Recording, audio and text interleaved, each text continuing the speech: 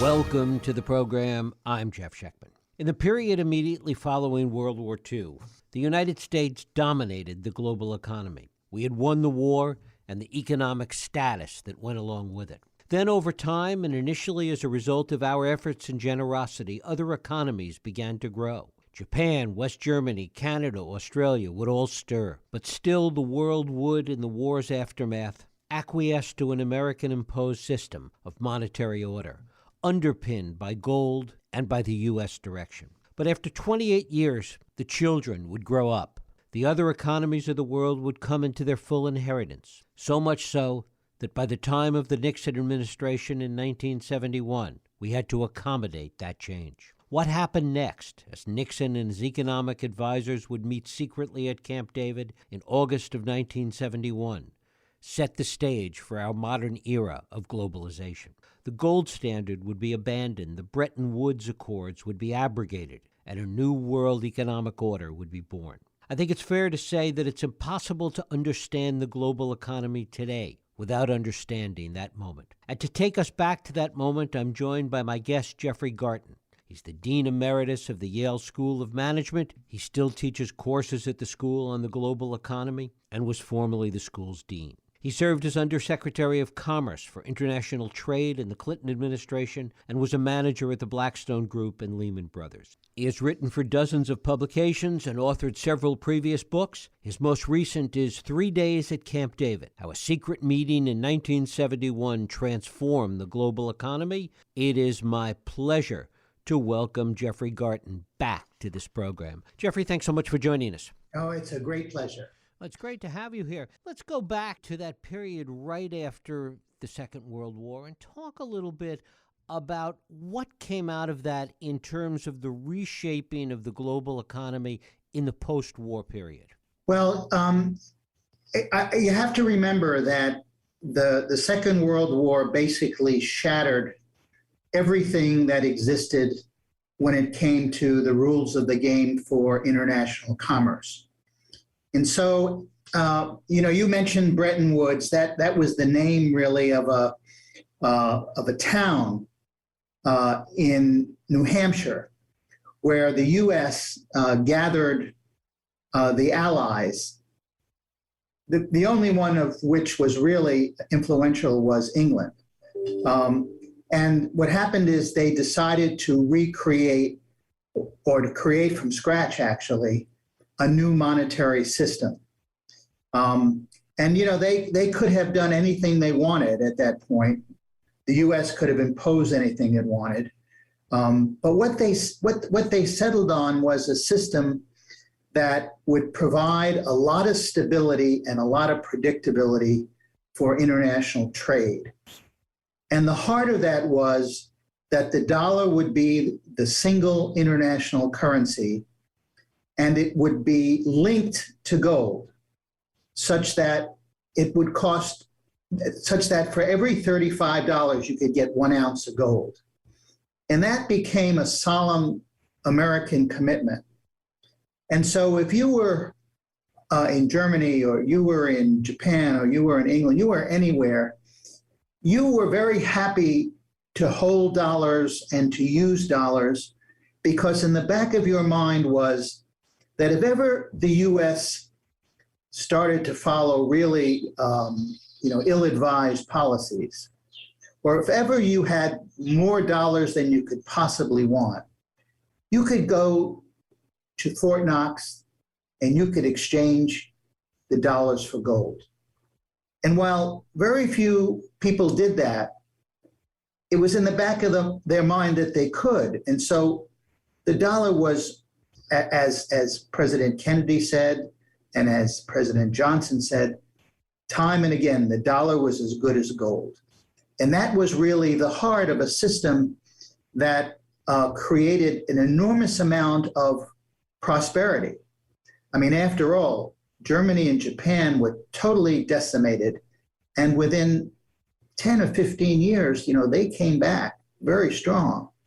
And there were a lot of other countries, England, Italy, other countries in Asia. They all came back in large part because of their their hard work, and their industrial nature, but also because there was a very solid currency at the heart of the international system. And that currency, the US dollar, was backed by gold. What were the forces that, come the 1970s, started to create pressure on the U.S. and Nixon ultimately to begin to consider what changes might need to be made? Well, the idea that the dollar would be backed by gold also encompassed another idea, which is that people would hold dollars around the world so long as there weren't too many dollars, thereby kind of cheapening each one. And so long as there wasn't inflation, which would erode the value of the dollar in terms of what it could actually buy. And towards the end of the 60s, just before Nixon was elected, we were in the middle of the Vietnam War, and we were spending a huge amount of money, not only on the war, but on the Great Society programs,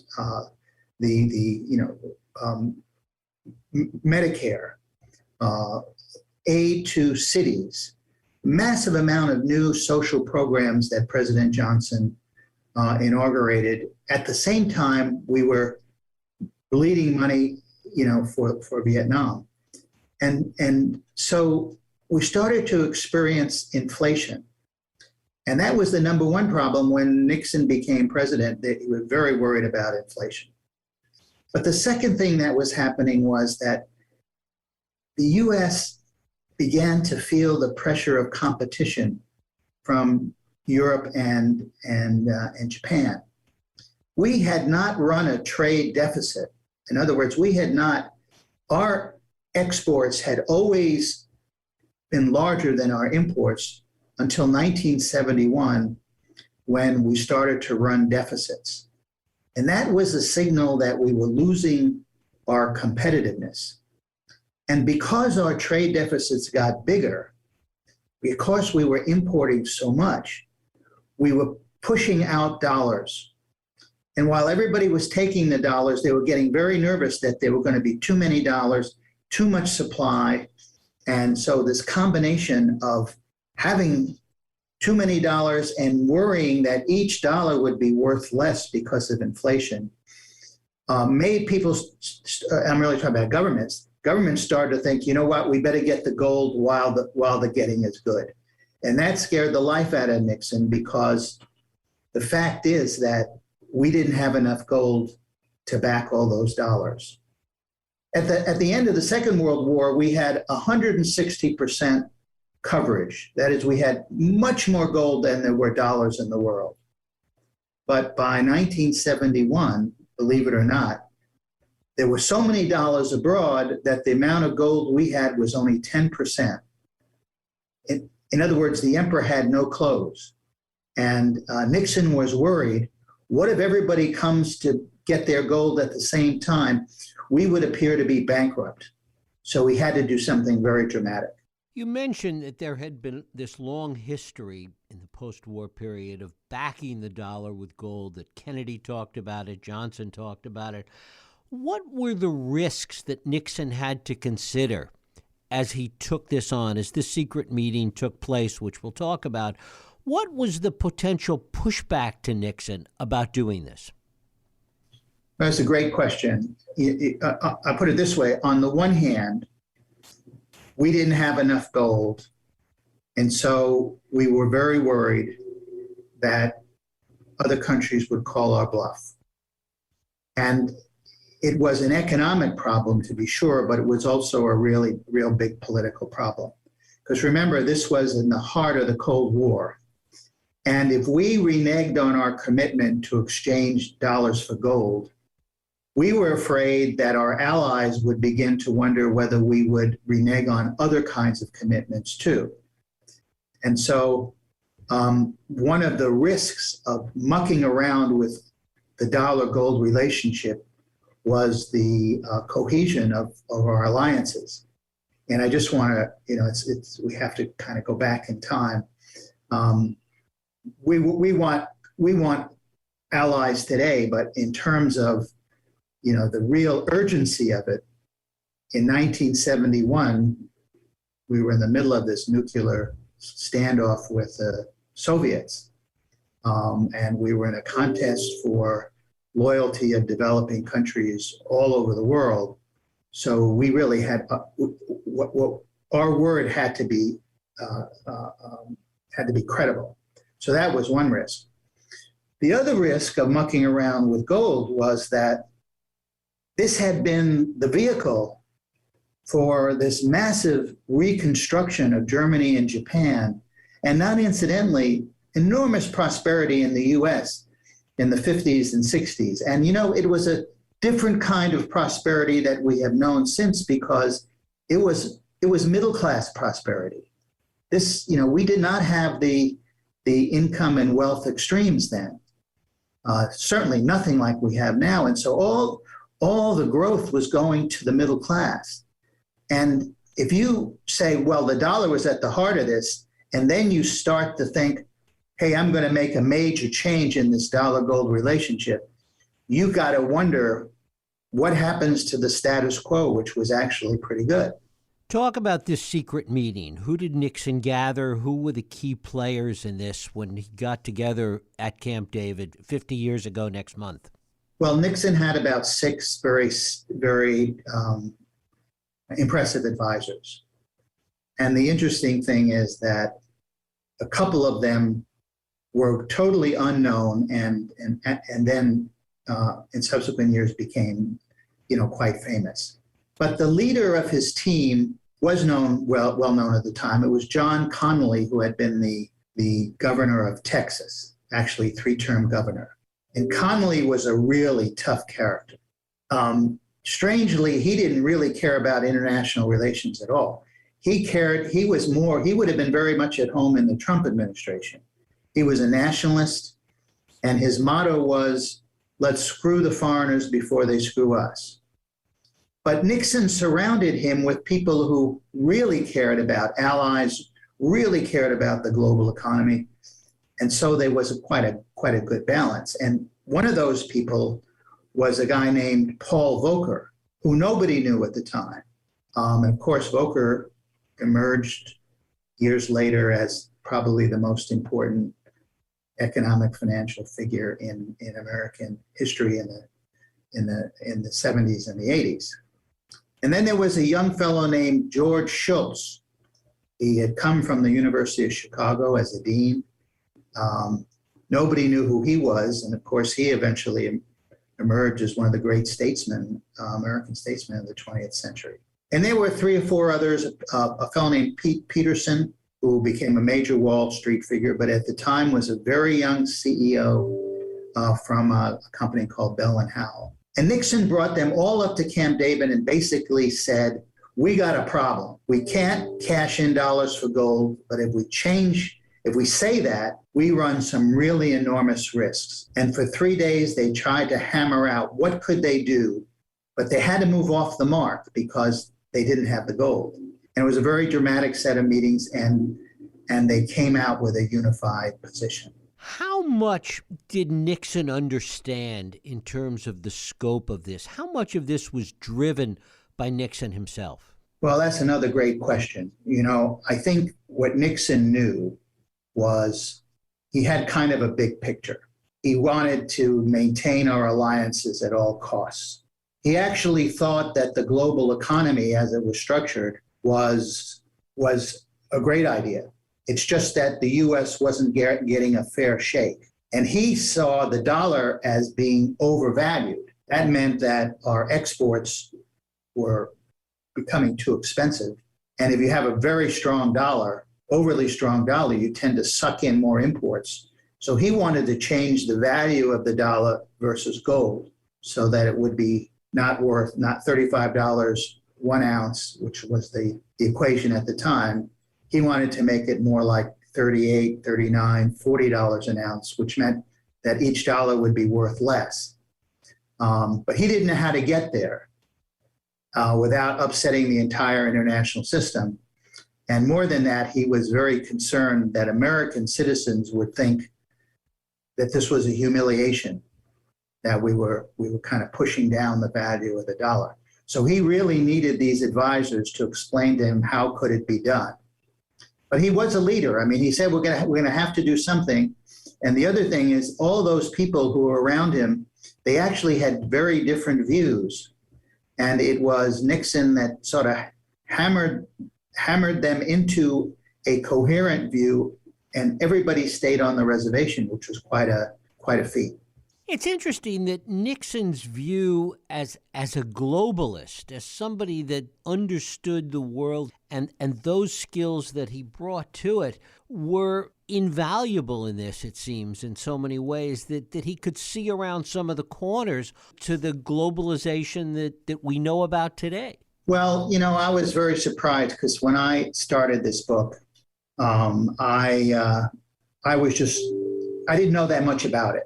I didn't know that much about this situation. I knew it was a monumental decision and that it had not received a lot of attention, by historians. And so I wanted to write the story. And I grew to feel that we think of Nixon through the prism of Watergate scandal and all the horrible things he did.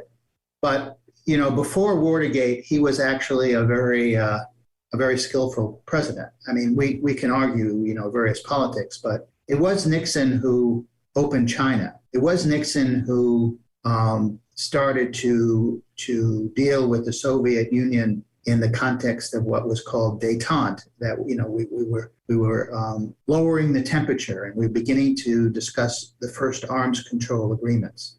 And Nixon was, he was very concerned with the average American, and he felt that the arrangements in the monetary system needed adjusting so that the U.S. could become more competitive.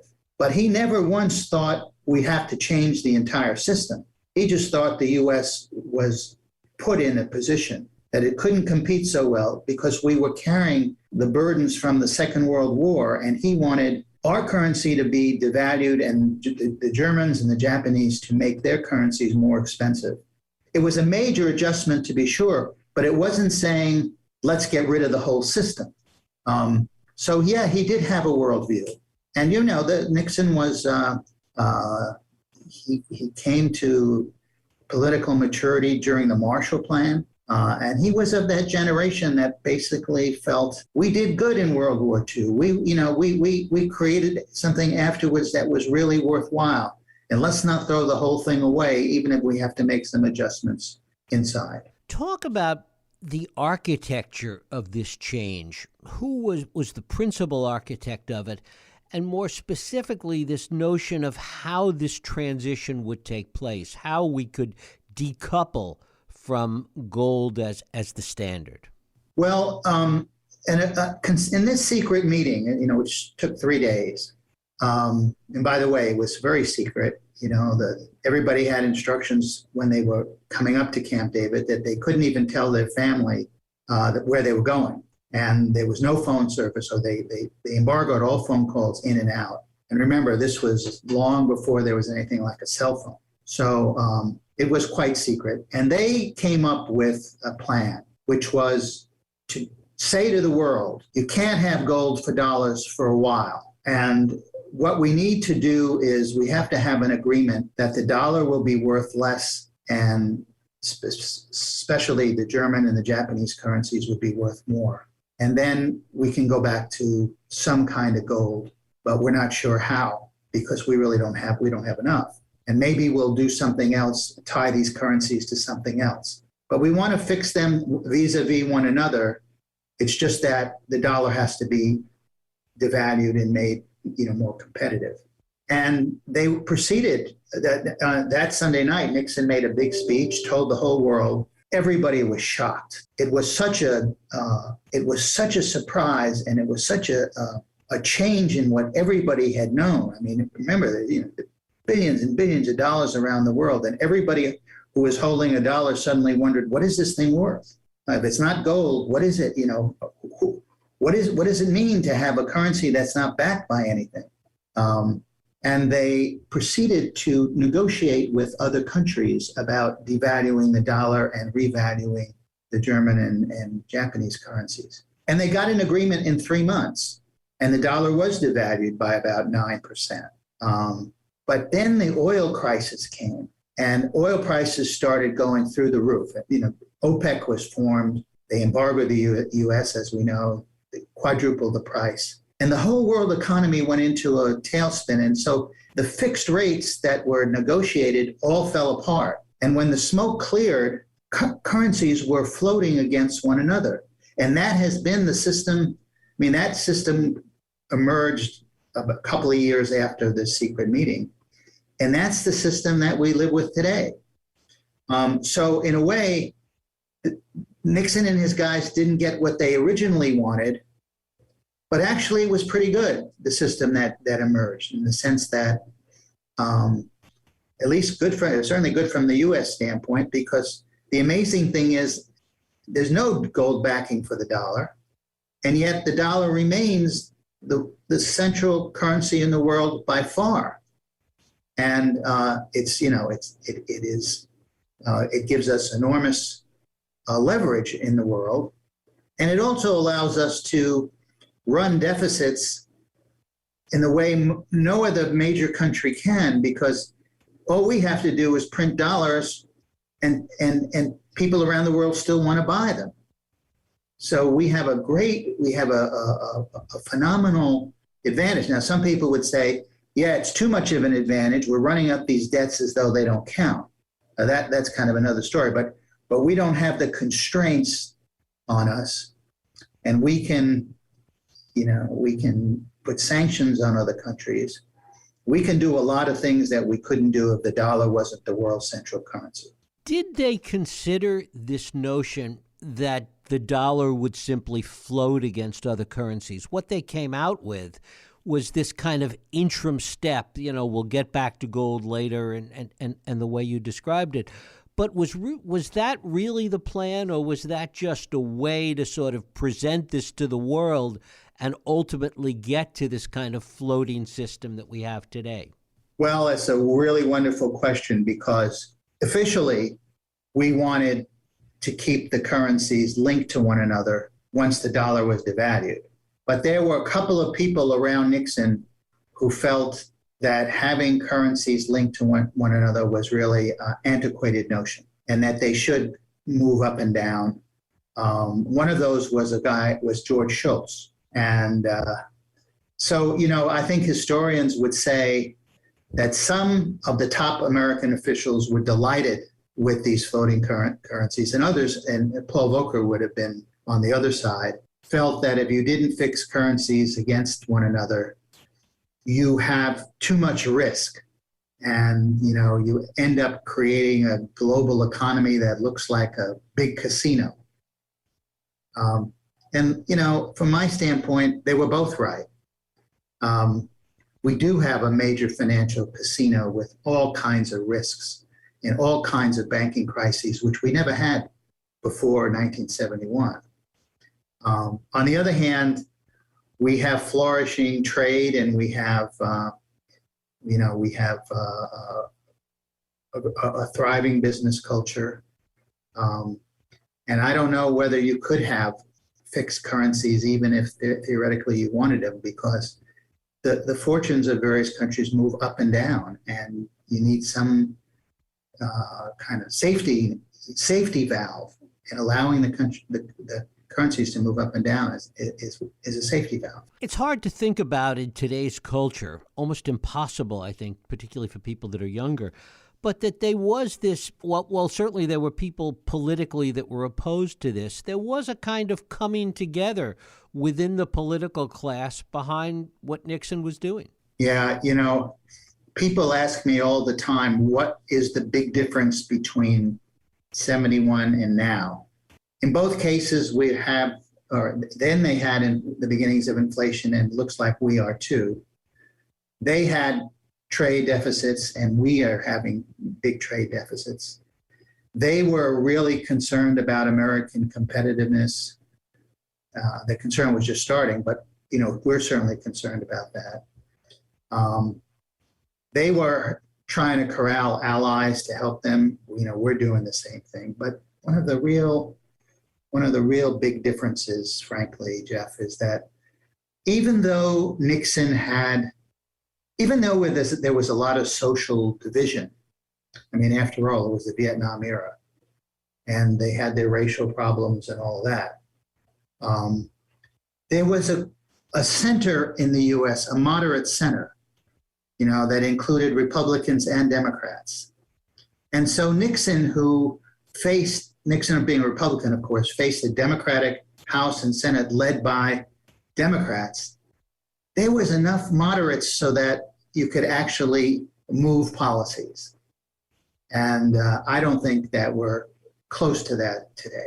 Before we wrap it up, talk a little bit about today and whether the system that came out of that, the system that we have today, this globalization that we have today, is again reaching some kind of inflection point, that the world has changed enough since 1971 that maybe once again we need to take a look at all of this and think about it anew. Well, I think you're right, and I will point to a couple of factors. One is China. The world has never faced a single country like that, which is as powerful and influential and also very, very different in its structure and in its policies. Second thing is, I believe we are at the beginning of a new digital era. I mean, people say, well, everything is digitalized already. I don't believe we've even started compared to what's going to happen. And so we're going to have digital currencies, we're going to have cryptocurrencies, and the whole notion of what is a currency, I think, is up for grabs. And third, I think the dollar is going to be in trouble. It's not just that the Chinese currencies might compete, and digital currencies might compete. But, even our closest allies are very concerned that the United States is losing its democratic foundation. And when I say that, I don't mean the party, obviously. I mean the nature of our institutions. The dollar is not tied to gold, but it is tied to institutions that people around the world really had respect for. And there's a great concern that these institutions are eroding as our very democracy comes under so much pressure. So I think these are some of the factors which basically make you think that, should make us think that we're reaching another inflection point in terms of the global rules of the game. And I hope the U.S. is up to kind of the kind of effort they made in 1971. It's an interesting switch in some ways as you look at this period that you write about in 3 Days at Camp David. There's a sense that the economy was driving the politics, that the economy was a primary concern. When we look at it today, it seems to be standing on its head. It's almost like the politics is going to drive economic decisions, and it doesn't seem like anything good necessarily can come out of that. That's very well put. And the politics is not rational, and there's not enough of a center to basically say, to be asking what's in the U.S. public interest when you consider that we're part of a very complex world and that there are going to be a lot of big changes. What do we need to do to take care of ourselves and also deal with so many of these big global problems, whether it's pandemics or climate change or cyber issues? I think Nixon understood this. We can't isolate ourselves. Nationalism is fine, but it has to be married to some broader vision of how we deal in the world, because it's not, all the problems outside our borders are going to come back to haunt us, and we've got to be part of the solution. Well, we hear it today in this talk about just the solution to China's simple. We'll just decouple. It's not quite that simple. Not quite that simple. Jeffrey Garten, the book is 3 Days at Camp David, How a Secret Meeting in 1971 Transformed the Global Economy. Jeffrey, I thank you so much for spending time with us. Jeff, it was a real pleasure. Thank you.